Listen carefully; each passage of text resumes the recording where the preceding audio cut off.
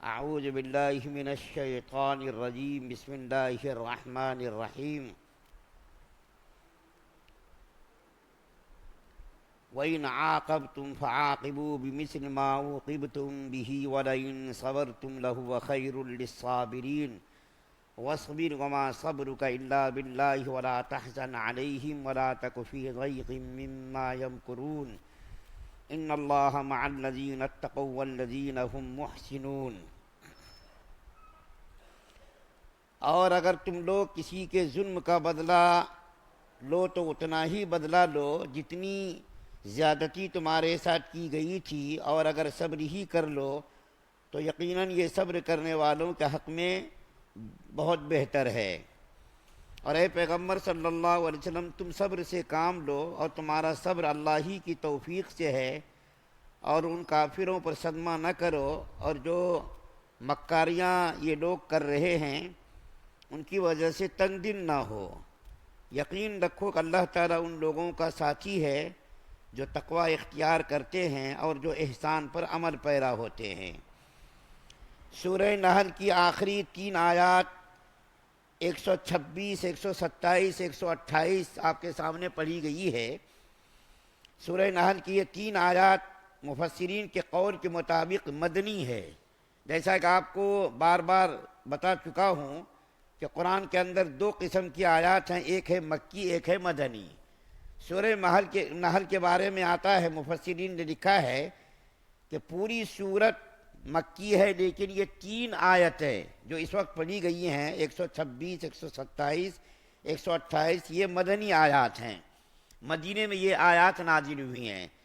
ان آیات کے شان نزول کے بارے میں آپ کے سامنے پہلے بیان کر دوں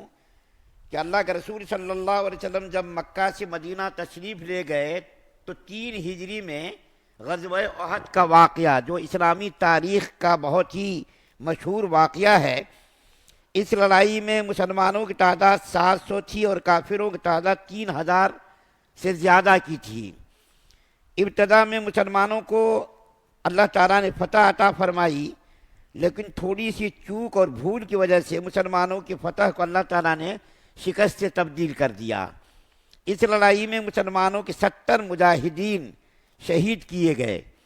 ان شہداء میں اللہ کے رسول صلی اللہ علیہ وسلم کے سگے چچا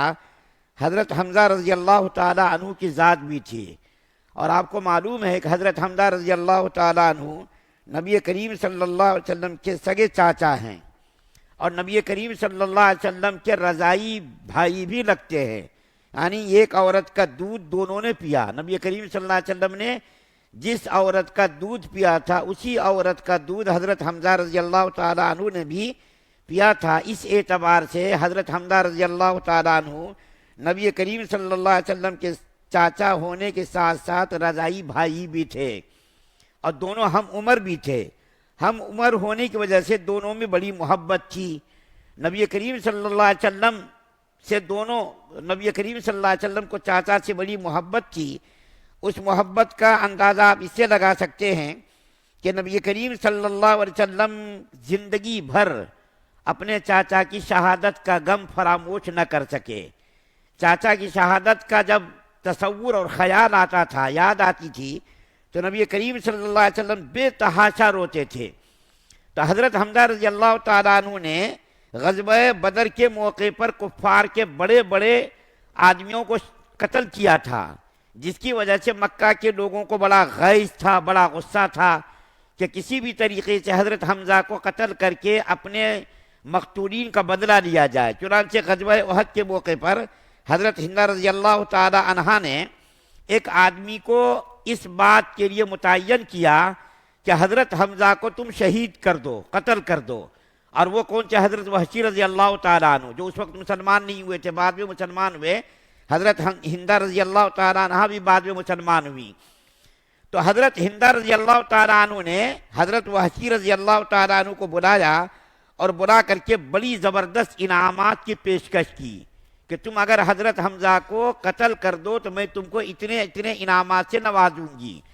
چنانچہ حضرت وحشی رضی اللہ تعالیٰ عنہ غزوہ احد کے موقع پر حضرت حمزہ رضی اللہ تعالیٰ عنہ کو شہید کرنے کی طاق میں رہے، موقع کی تلاش میں رہے کہ موقع ملے کہ میں ان کو قتل کروں۔ چنانچہ ایک موقع پر حضرت حمزہ رضی اللہ تعالیٰ عنہ گزر رہے تھے کہ حضرت حمزہ نے نیزہ مار کر، حضرت وحشی کا نیزے کا نشانہ بڑا زبردست تھا، ان کا نشانہ چوک نہیں ہوتا تھا، چنانچہ حضرت وحشی رضی اللہ تعالیٰ عنہ نے نیزہ مارا اور وہ نیزہ سینے سے پار ہو گیا اور حضرت حمزہ رضی اللہ تعالیٰ عنہ شہید ہو گئے۔ شہید ہونا یہ کوئی بات نہیں تھی، لیکن کافروں نے حضرت حمزہ رضی اللہ تعالیٰ عنہ کی لاش کا مسئلہ کیا، ناک کاٹی، کان کاٹے، ہاتھ پیر وغیرہ کاٹ کر کے، سینہ چاک کر کے، حضرت ہندہ رضی اللہ تعالیٰ عنہ نے کلیجہ نکال کر کے اور گردہ نکال کر کے اس کو چمانے کی کوشش کی، ناک اور کان کاٹ کر کے اس کا ہار بنانے کی کوشش کی۔ جب لڑائی ختم ہو گئی، نبی کریم صلی اللہ علیہ وسلم نے شہداء کی تلاش کرائی کہ تلاش کرو کہ کون کون مسلمان شہید ہوئے، تو جب تلاش کی گئی تو حضرت حمزہ رضی اللہ تعالیٰ عنہ کی لاش بھی بالکل مسلح کی ہوئی حالت میں دستیاب ہوئی۔ نبی کریم صلی اللہ علیہ وسلم کو اطلاع دی گئی کہ آپ کے چاچا کی لاش کے ساتھ اس طرح بے حرمتی کی گئی ہے، تو اللہ کے رسول صلی اللہ علیہ وسلم تشریف لائے اور اللہ کے رسول صلی اللہ علیہ وسلم نے جب لاش کا معائنہ کیا تو پہچان میں نہیں آ رہے تھے حضرت حمزہ رضی اللہ تعالیٰ عنہ کی شناخت نہیں ہو رہی تھی۔ نبی کریم صلی اللہ علیہ وسلم نے اعضاء کے پوروں کو دیکھ کر کے پہچانا اور آپ صلی اللہ علیہ وسلم اتنے متاثر ہوئے کہ آپ نے قسم کھائی کہ خدا کی قسم اللہ تعالیٰ مجھ کو جب کفار پر غلبہ عطا فرمائیں گے تو میں 70 کافروں کو قتل کر کے ان کا اسی طریقے سے مسئلہ کروں گا۔ تو اللہ تعالیٰ نے ایک قانون اور ایک ضابطہ نازل کیا کہ دیکھیے اے محمد صلی اللہ علیہ وسلم، چونکہ آپ مکارم اخلاق کے اعلیٰ مقام پر ہیں اور دنیا کے اندر آپ عدل و انصاف قائم کرنے کے لیے تشریف لائے ہیں، اس لیے آپ کے لیے یہ بات مناسب نہیں ہے کہ آپ کے چاچا کو قتل کیا گیا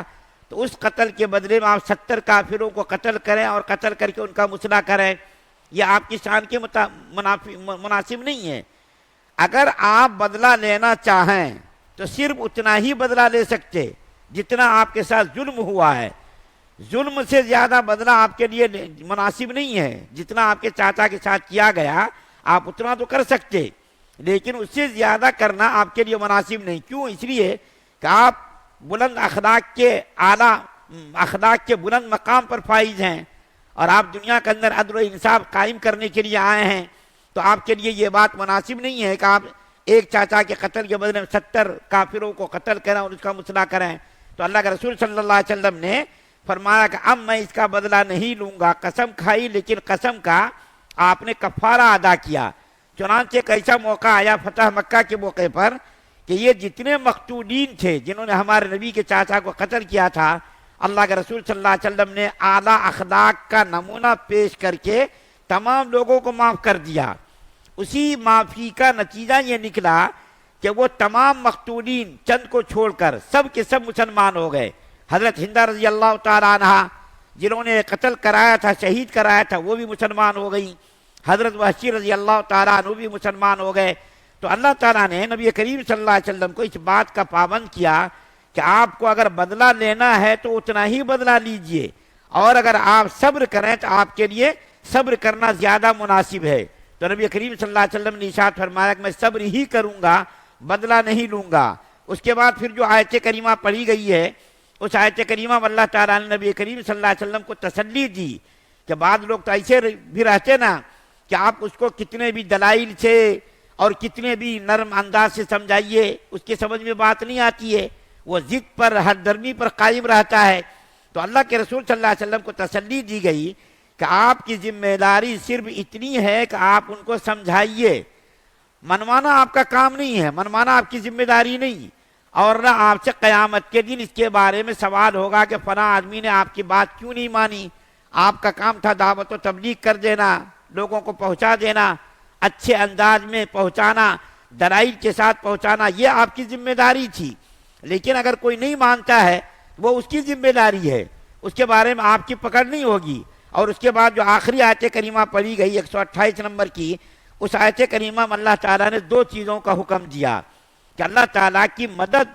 اور اللہ تعالیٰ کی نصرت ایسے لوگوں کے ساتھ ہوتی ہے جو اللہ تعالیٰ سے ڈرتا ہو، تقوی اختیار کرتا ہو۔ ان اللہ مع الذین اتقوا والذین هم محسنون، کہ یقین رکھو کہ اللہ تعالیٰ ان لوگوں کے ساتھی ہے جو تقوی اختیار کرتے ہیں اور جو احسان پر عمل پیرا ہوتے ہیں۔ تو آخری آیت کریمہ میں اللہ تعالیٰ نے مسلمانوں کو دو چیزوں کا حکم دیا، ایک تو دیا تقوی کا حکم کہ تقوی اختیار کریں، اور قرآن پاک کے اندر بے شمار مقامات پر تقوی کا اللہ تعالیٰ نے حکم دیا ہے، بے شمار مقامات پر، اور احسان کرنے کا بھی حکم دیا ہے۔ تو ایک تو احسان یہ ہے شریعت کی اصطلاح میں کہ عام طور پر مخلوق کے ساتھ حسن سلوک کرنا، ایک تو یہ احسان ہے جس کو ہم جانتے ہیں، آپ بھی جانتے ہیں۔ لیکن ایک اصطلاح حدیث کی اصطلاح میں یہ ہے کہ جیسا کہ یہ حدیث میں بیان کر چکا ہوں کہ اللہ کا رسول صلی اللہ علیہ وسلم سے حضرت جبریل علیہ السلام نے پوچھا مل احسان، احسان کیا ہے؟ تو اللہ کے رسول صلی اللہ علیہ وسلم نے ارشاد فرمایا کہ احسان یہ ہے کہ تم اس طرح عبادت کرو کہ اللہ تعالیٰ کو تم دیکھ رہے ہو، اور اگر یہ مقام اور یہ مرتبہ حاصل نہیں ہے تو یہ تصور کرو کہ اللہ تعالیٰ مجھ کو دیکھ رہا ہے۔ یہ حدیث کی اصطلاح میں تو احسان یہ ہے، لیکن قرآن کی اصطلاح میں جہاں جگہ جگہ پر اللہ تعالیٰ نے احسان کا تذکرہ کیا ہے، وہاں احسان سے مراد یہ ہے کہ آدمی مخلوق کے ساتھ حسن سلوک کرے، مخلوق کے ساتھ نرمی کرے، مخلوق کے ساتھ مہربانی کرے۔ تو اللہ تعالیٰ نے دو چیزوں کے ساتھ اللہ تعالیٰ نے نصرت کو، مدد کو مشروط کیا ہے۔ ایک تو یہ کیا ہے کہ اللہ تعالیٰ سے آدمی ڈرے،